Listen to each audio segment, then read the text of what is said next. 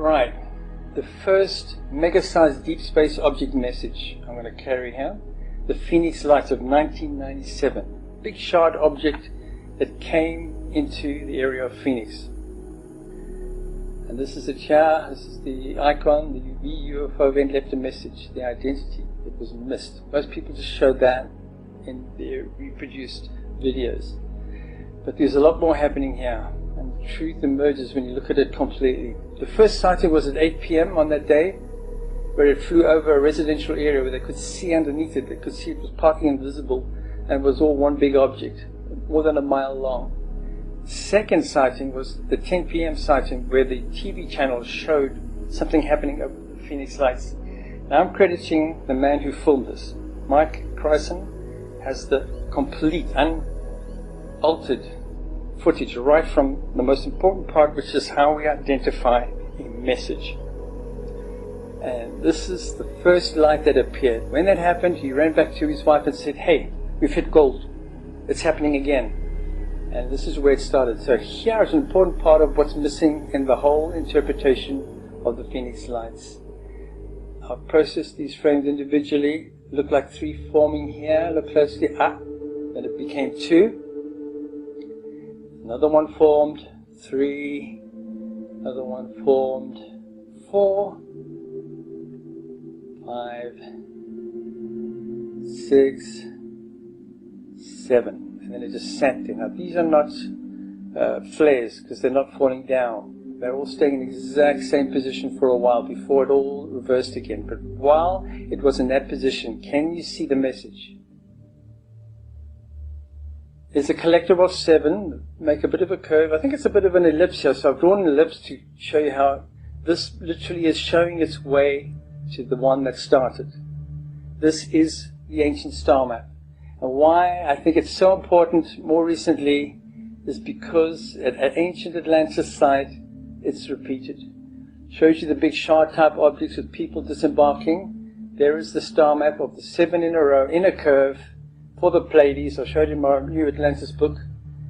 It's conclusive. These are people of the ancient times coming back to try and teach us they're coming and where they come from. There's the star map. The Pleiades curve. So a bit of a curve is there as well to the exit marks the spot, which is a sun-like star where our ancestors came from.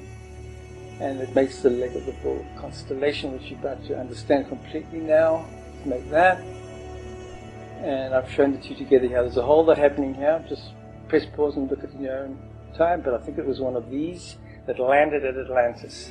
The people disembarked. And this is what it's showing here. These giant objects at the ancient site of Atlantis in a cave that's supposed to be older than the Bronze Age. It's all covered in my book. And now we have an exact match with the cave with the Pleiades. So I have to show the two together.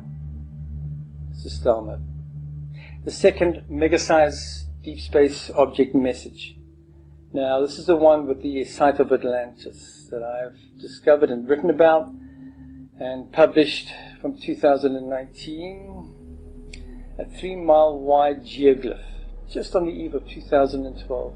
Made a nice graphic for it. This is what appeared at the site. I was looking for ruins, and that is what appeared. I refreshed my page with Google Earth, and this suddenly appeared the next day, literally overnight.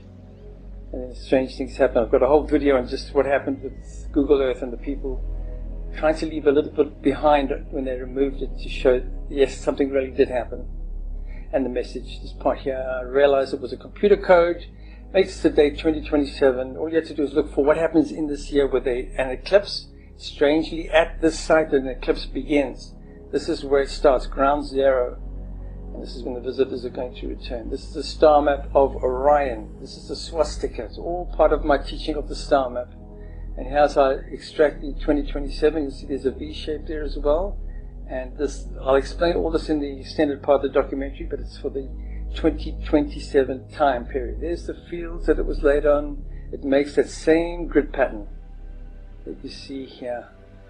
There's a 5-track code and a 7-track. The 7-track was removed. That's the one that's better, but it also works with the 5-track in this current proving the source and what it is. There's what I say is the swastika origins. It's the nebula around Orion, showing the way to that, the ancestor star with an exoplanet. That's what the swastika stands for in all my work, and it's there. And here's the Templar Cross version of it, rising and setting of Orion, exactly as you see here. There's the exit marks the spot twice. It's all there for you to see. And of course there's an ancient record of this stone near the site of Atlantis, showing this little piece that comes off. It shows the way to the ancestor star, and it even shows the Pleiades added in. Mayan relics that show this V-shaped craft coming out of the cosmic serpent from the place of three suns. Nostradamus showed it as well, and the V-shaped object, and that it comes to the area where Scorpio has a wormhole opening in it. Now if you look at our solar system when viewed from the Pleiades, we sit right between the pincers of the Scorpion. That's all in the 2-hour documentary.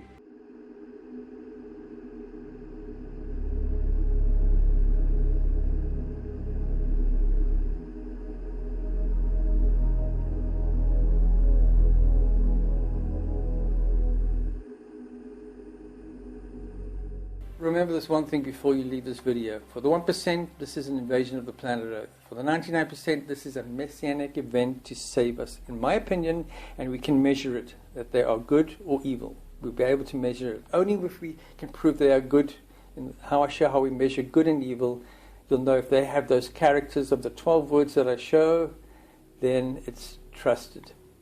And I think there's a lot more that's going to happen there.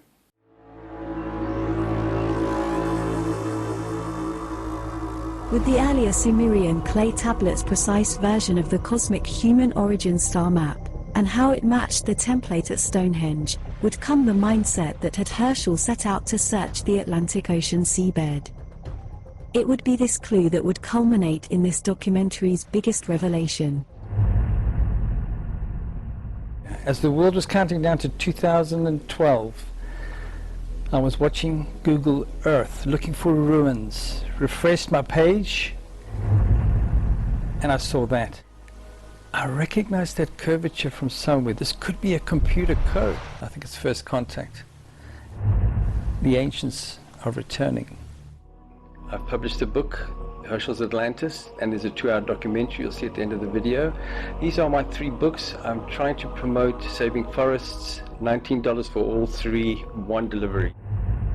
I am now making something very special available to all my patrons. All my patrons who join the quest will be in contact with me directly from that day forward to 2027. Not just that, all my patrons who pass the 2,000K mark, or activists, or are going to be the people bringing this quest forward after 2027, they will also be given the keys to the vault, this extra secret knowledge, and they will have copies of it for all my work to be brought forward. Even if computer systems go down, they will be repaired one day. They will reactivate that work and prove all the work that I've done over 20 years. They'll also be invited to be present at a last-minute secret meeting point at First Contact. My patrons, who are all at the top of the group that I've defined here, will be with me on that day at a special location to view this solar eclipse.